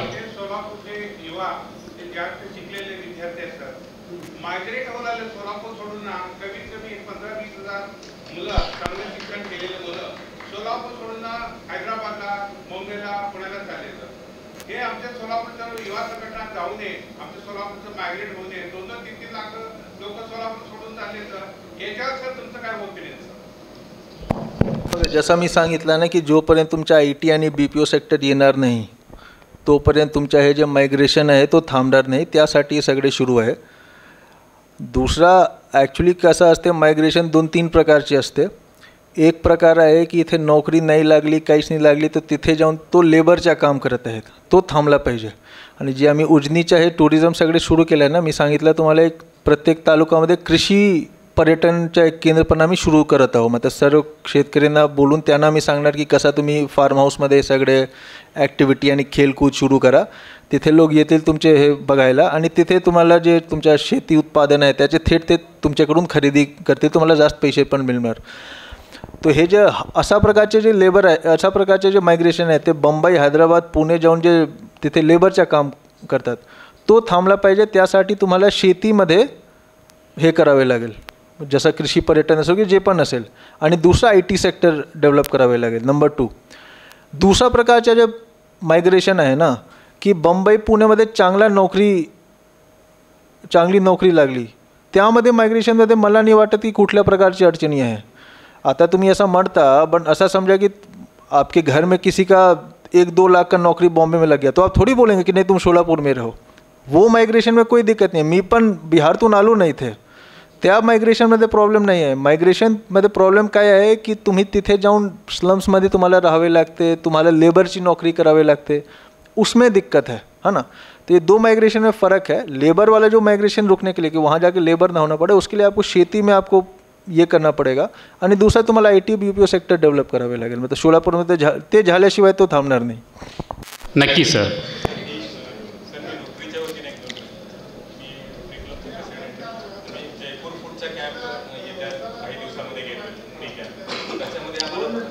एकानंतर एक कृपया.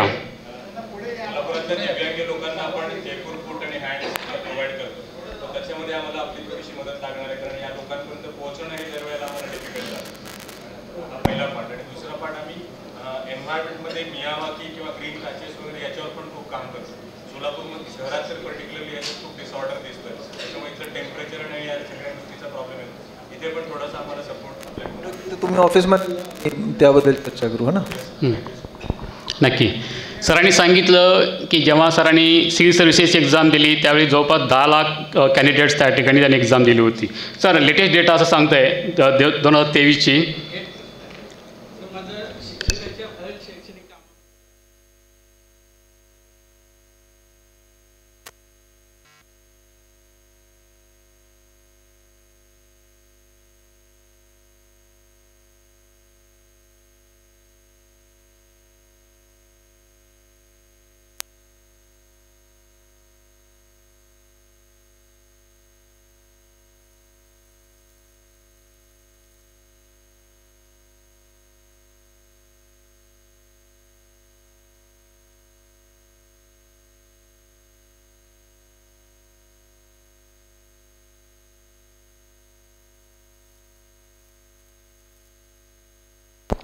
ठीक आहे. तर त्यांचे मी उत्तर थोडक्यात देतो.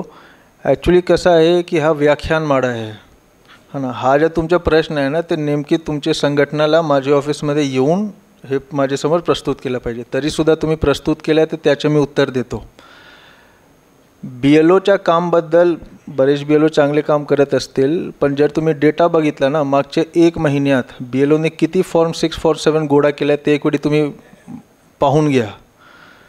असे बरेच असेंब्ली कॉन्स्टिट्युएन्सी आहे. मी सर्वांच्या समोर सांगतो, कारण तुम्ही मुद्दा उपस्थित केला आहे. जर तुम्ही ऑफिसमध्ये उपस्थित केलं असतं तर मी फक्त तुम्हाला सांगितलं असतं, पण तुम्ही सर्वांच्या समोर उपस्थित केलं, तुम्ही सर्वांच्या समोर सांगतो. बरेच असेंब्ली कॉन्स्टिट्युएन्सीमध्ये मागच्या 1 महिन्यात जी ॲव्हरेज आहे ना, BLOने किती फॉर्म 6 गोळा आहे तो 3 आहे. आता मला सांगा की 3 इकट्ठा करायला किती वेळ जातो. नंबर 1. नंबर 2, इलेक्शन जे आहे ना ते एकदम मासिव एक्सरसाइज आहे. मतलब त्यामध्ये 21,000 पोलिंग डेच्या दिवशी 21 ते 22 21,500 कर्मचारी फील्डवर होते. आता एकच कॅडर आहे पूर्ण मतलब सिस्टममध्ये जे सुशिक्षित आहे ना, जबाबदार आहे आणि इलेक्शनचं काम करू शकते आणि ज्याच्या मात्रा पण संख्या पण जास्त आहे तो आहे टीचर ना, बाकी कोणी नाही आहे. आणि तुमच्या BLOच्या जर काम बघितलं, जसं मी सांगितलं की बरेच असेंब्ली कॉन्स्टिट्युएन्सी 2.5-3 ॲव्हरेज आहे. 2.5-3 आहे. तुमच्या सोलापूरमध्ये विचारा ना की BLOने किती फॉर्म 6 गोळा केला आहे. 350-400 BLOज आहेत आणि एकूण जे फॉर्म 6 इकट्ठा केला आहे BLO मार्फत, लोकांनी जे स्वतः भरले आहेत त्याबद्दल मी नाही सांगतो, ते जवळपास 700-800 आहे. तर प्रत्येक BLO 2 महिन्यात 2 फॉर्म गोळा करत आहेत. नंबर 1. नंबर 2, तुमच्या हा जे काम आहे ना तुम्ही शनिवारीला पण करू शकता, शनिवारी रविवारला. नंबर 2, तुमच्या जे म्हणणं आहे की शिक्षण खूप महत्त्वपूर्ण आहे, तेवढा महत्त्वपूर्ण तुमच्या निवडणूक पण आहे ना. सगळे जे सिस्टम सेट आहे ना की मतलब शिक्षण आहे, लॉ अँड ऑर्डर आहे, आरोग्य आहे, हे आहे, तसं आहे तसं आहे. एकच गोष्टीवर निर्भर आहे की India is a democratic country. आणि तो डेमोक्रॅटिक कशासाठी आहे, कारण आमच्या जे निवडणूक आहे उसमें किसी को डाऊट नाही आहे. आता तुम्ही बांगलादेशचं उदाहरण बघा. बांगलादेशमध्ये तो कशासाठी झाला, कारण जे इलेक्शन होते ते मॅनेज्ड होते. एकवेळी लोकांना हे वाटलं ना की इलेक्शनमध्ये वोट देऊन काहीच फायदा नाही आहे. तर पाकिस्तानमध्ये पण तोच झाला आहे आणि बांगलादेशमध्ये आता तोच झाला आहे. आता जेवढे भारतमध्ये समस्या असतील लोकांना एक गोष्टीच्या समाधानी आहे की जर मी वोट ज्याला देणार त्यालाच जाणार आणि मी हे सरकार चेंज करू शकतो. तो ये बहुत इम्पॉर्टेंट होता है. जिस दिन आपका इलेक्शन हिट हो जाएगा ना, तो उस दिन आज नहीं तो कल बांग्लादेश वाला जो हुआ है वो हो जाएगा. लोग को लग जाएगा कि भाई जब मेरा वोट का कोई मतलब ही नहीं है, इलेक्शन ऐसे गड़बड़ हो जा रहे हैं, तो फिर लोग रस्ते पे उतरने में टाइम नाही लागत आहे. तो शिक्षण पण इम्पॉर्टंट आहे, ते तुम्ही सोमवारीपासून शुक्रवारीपर्यंत करा, पण शनिवारीला तुम्हाला निवडणूक केव्हा करावी लागेल. Okay, thank you sir. बोला.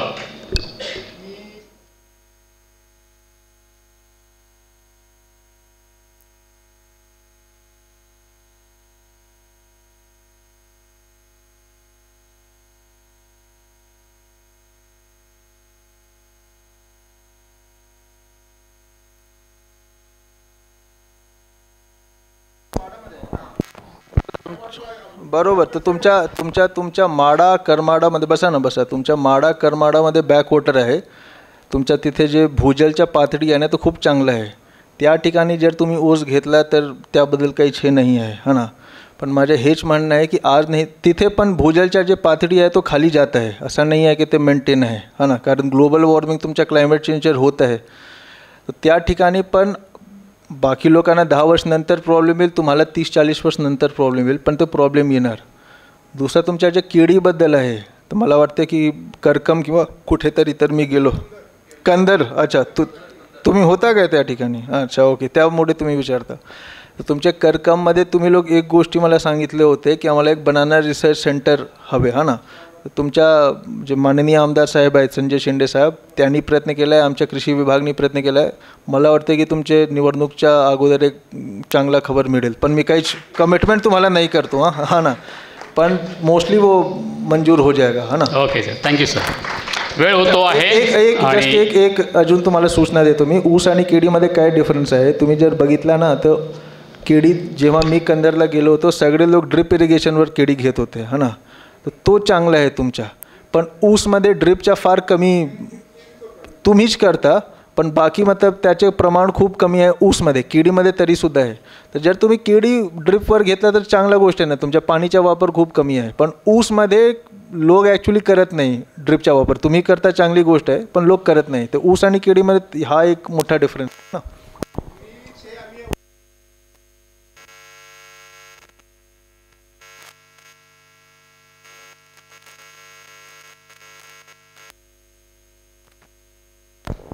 मताच्या हे पर्यटनसाठी हो नक्की नक्की करू आपण, नक्की नक्की. ओके, धन्यवाद. म्हणजे प्रस्तावित जो गडकरी साहेबांचा मार्ग होता नागपूर रत्नागिरी, तो रेल्वेचा पूल, तर सध्या भैया चौकातली स्थिती अशी आहे की पाऊस पडल्यानंतर लोकांना जाणं मुश्किल होत आहे.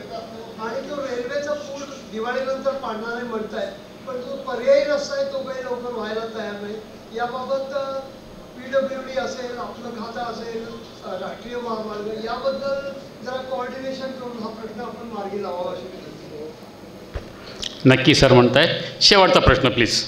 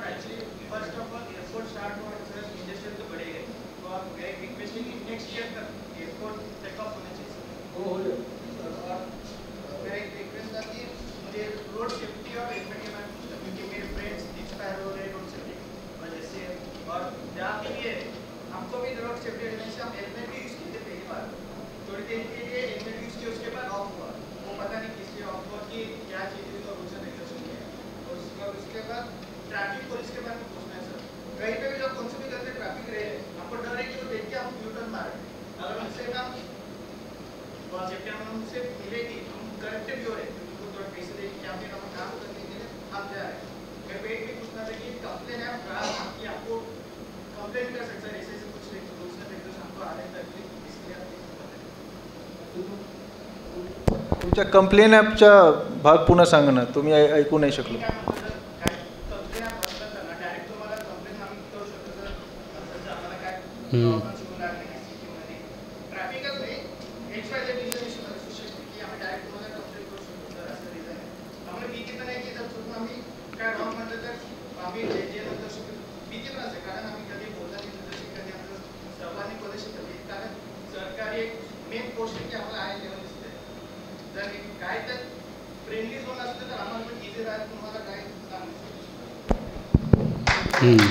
ओके, त्याबद्दल मी सांगतो नंबर 1 तुम्ही हेल्मेटच्या विषय समोर तुम्ही प्रस्तुत केला, तर तुम्ही जर हेल्मेट घालून जर तुम्ही सवारी करत आहे तर तुम्हाला मनापासून अभिनंदन. कारण सोलापूरमध्ये मला फार कमी हेल्मेटचा उपयोग दिसला. अगेन ते ट्रॅफिक पोलीसचा भाग असते, ते CPSPचे खाली असते, तरीसुद्धा तुमचा दुसरा जे हे आहे ना कंप्लेंट ॲपचा, तो आहे ना तुमच्या आपलं सरकार पोर्टल ऑलरेडी आहे. एक पोर्टल आहे आपले सरकार पोर्टल, त्यावर जर तुम्ही तुमच्या कंप्लेंट नमूद केलं ना, त्याची एक प्रोसेस असते आणि त्याचे निराकरण मतलब ॲक्सेप्ट होईल किंवा रिजेक्ट होईल, पण तुम्ही कंप्लेंट करू शकता. तर आपले सरकार पोर्टल तुम्ही पूर्ण महाराष्ट्रासाठी आहे, तो आपले सरकार पोर्टल तुम्ही नक्की चेक करा हां ना. आणि त्यावर मला वाटतं की तुम्ही चांगला पोर्टल त्यांनी डेव्हलप केला आहे आणि बरेच दिवसापासून तो पोर्टल सुरू आहे, तर त्याचे तुम्ही वापर करू शकता. सर धन्यवाद सर. शेवटचा प्लीज, शेवट sir, can we have? Okay please.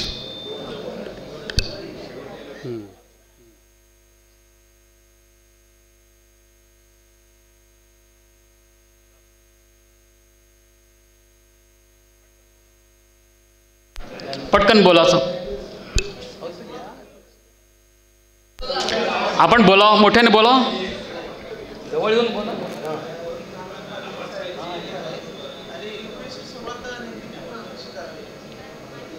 Sir UPSC की सुरुवात कशी करेल? ठीक आहे, थँक्यू. शेवटचा प्रश्न आहे, कृपया 2 मिनिटानंतर आपला कार्य संपणार आहे, कोणी जाऊ नये कृपया.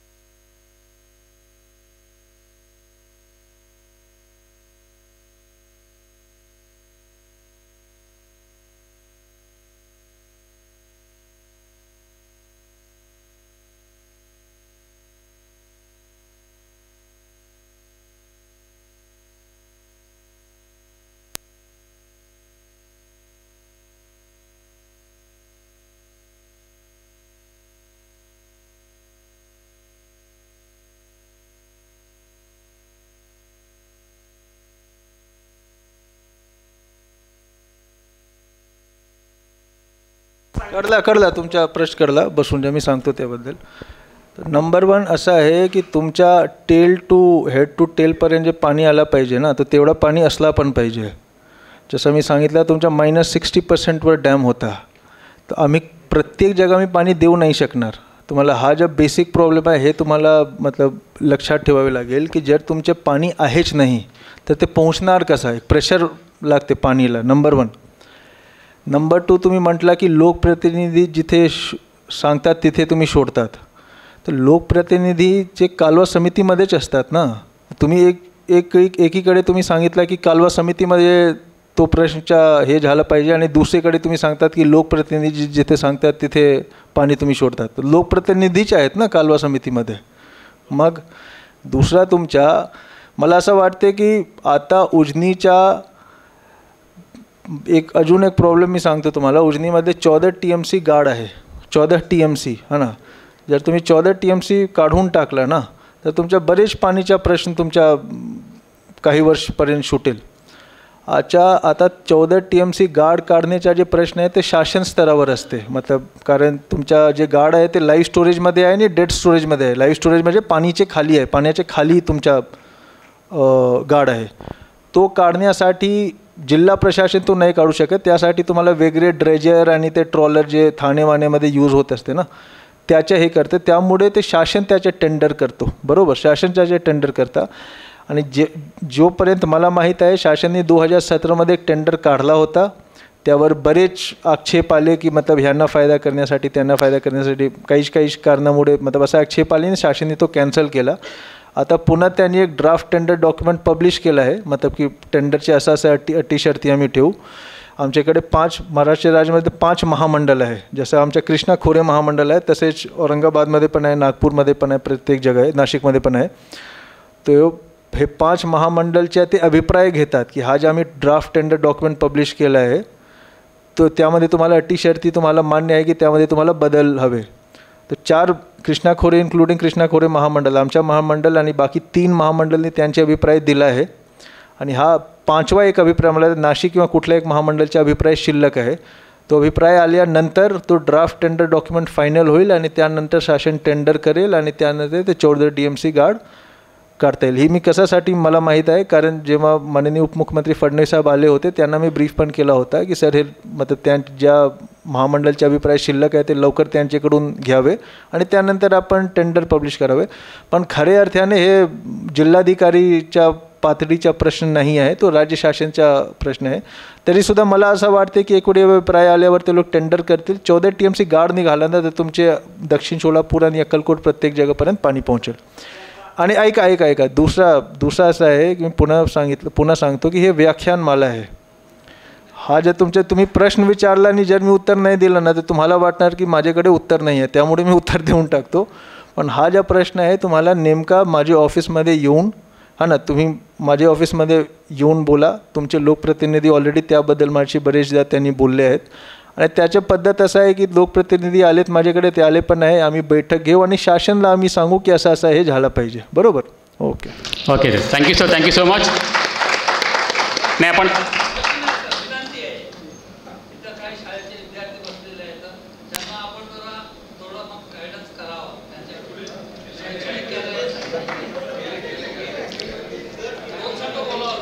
बरे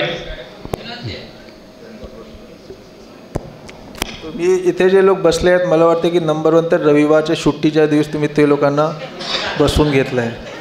ते आता ते किती मतलब ते फार खुश मला तर वाटत नाही, ठीक आहे.